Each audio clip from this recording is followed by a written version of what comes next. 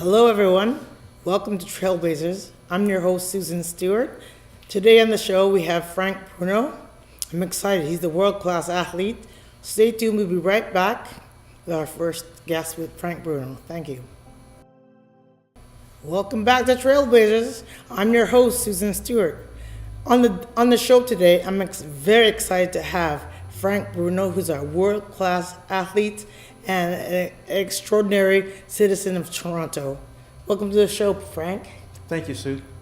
Frank, can you give our audiences across that watch our show a little, not a sneak, let them know about who Frank Bruno is. Take us from the past, your present, into the future, because I know you've done a lot of stuff. I looked at your resume, and I would like you to tell the audience that are watching.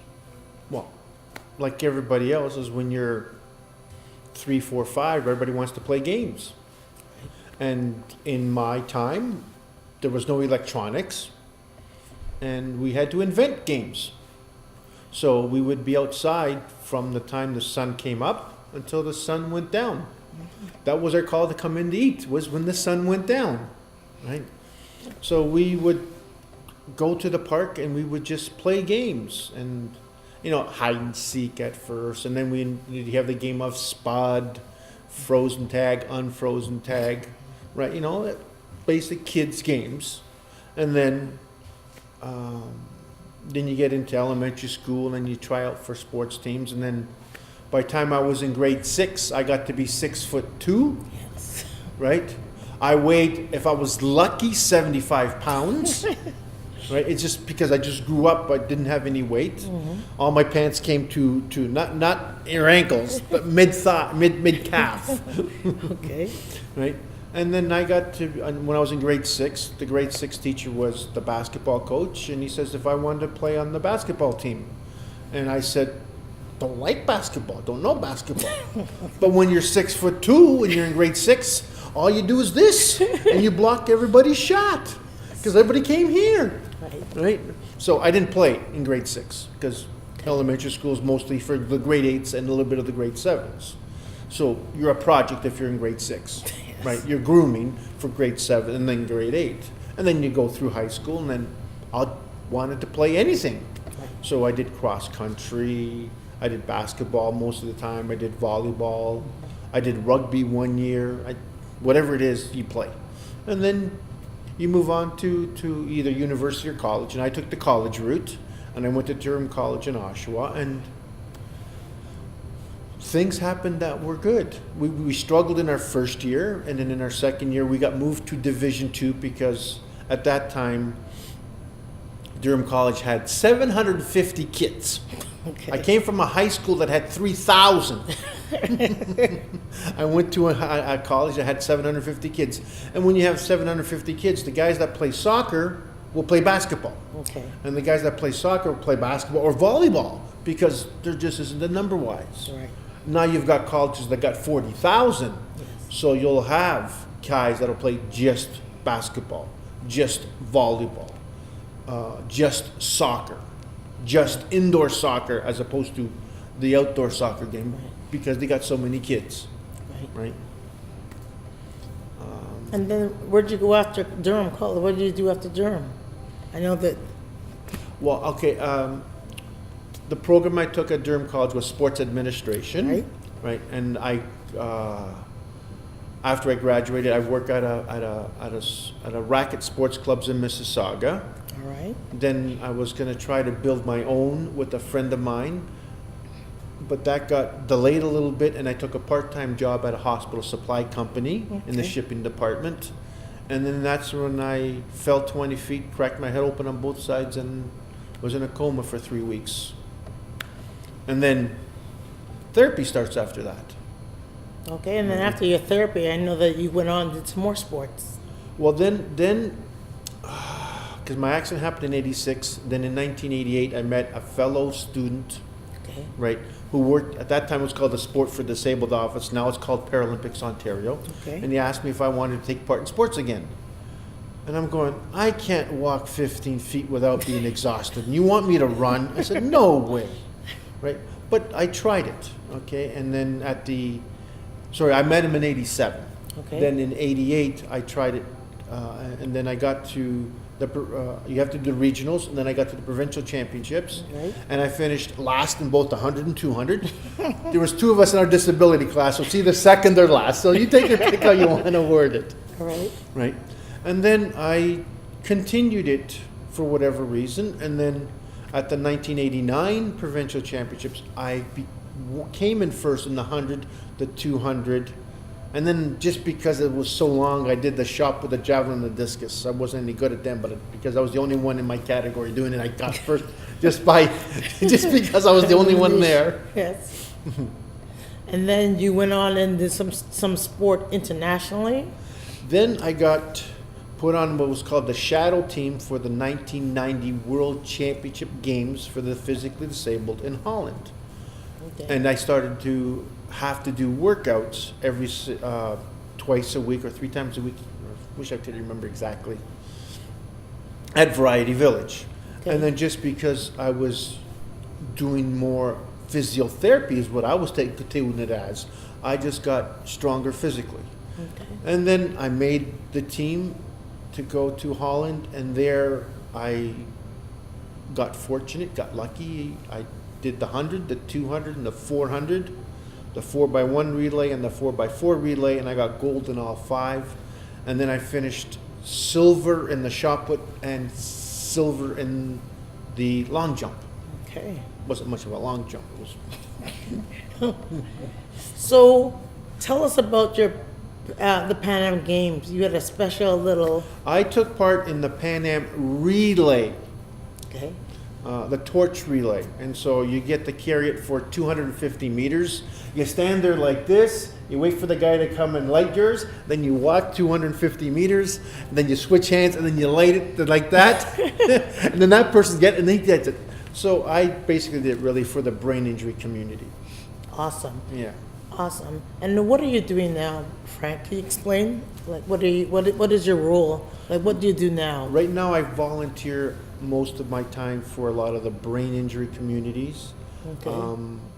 Because I got fortunate enough to do so well at the Paralympics that I am fortunate to be close to a lot of retired NHL hockey players. Oh, nice. Okay, so I can get I ask them for autograph sticks, and then they get auctioned off. Okay. Right. So for brain injury communities from Peterborough to Oshawa, mostly Toronto, around the Horseshoe down to Fort Erie and out to London, they whichever sticks I get, they auction off. Nice, nice. Let's take a break here. This is some great stuff I'm hearing today. We'll be right back, and we're going to talk further with Frank Bruno. Welcome back to Trailblazers. I'm here with Frank Bruno, world-class athlete. Frank, would you be so kind to tell our viewers about the 92 Olympics? I was in Barcelona 92 Paralympics, and for my disability class, I competed in the 100, the 200, and the 400 meters. I won gold in all 3, and I set 2 new world records in the 200 and the 400, and I set a Canadian record in the 100. And just by luck, I brought it for you. Yes. Don't worry about it. It's an old sock, never been washed, never been worn. Here you go. Lovely. That's yours. Lovely, lovely, lovely. You ready to see that? See that? Nice. Thank Put you. it on. Oh, no one wants somebody here, but that's okay. There we go. Proud, proud, proud. That's yours. This thing is heavy. This thing Yeah. is heavy. I've only worn it once. Wow. Thank you. Everybody else gets to wear it. I've only worn it once. Thank you, thank you. Appreciate it. And then you also went to 96? Well, I had enough, and I was going to Okay. stop in 92, Okay. but they wanted me to keep going, and I said okay. But then in the spring of 96, I had my very first seizure ever, and that made a mess of everything. Okay. So I could not walk. It was too difficult, and so training was too difficult, even though I tried it. In now, if I were trying to do a bench press, I can't do it because once I lean back with my head, the way the blood rushes, Okay. I get all discombobulated. There was a training camp in Oklahoma City, Okay. and I learned how to do the shot put, because basically I was only, in my career, really only did track. The only time I did field events was in 1990, because I'm there for 3 weeks and why can't I remember Holland? Anyway, don't worry about it. Don't worry about it. Well, can you tell us a little bit about your family dynamics and the supports? Well, the family was always there supporting me, because before that I got hurt, I was getting ready to basically branch off, right, and start my own life and do what I wanted to do. But then I got hurt, so they gave me places to eat and to sleep and for rehab, right? Right. And rehab is the hardest part of any injury, right? Getting hurt's the easy part, right? Yes. Getting hurt takes about 1/10 of a second. Yes. Rehab lasts the rest of your life, and I'm in my 32nd year now of rehab. Okay. Wow.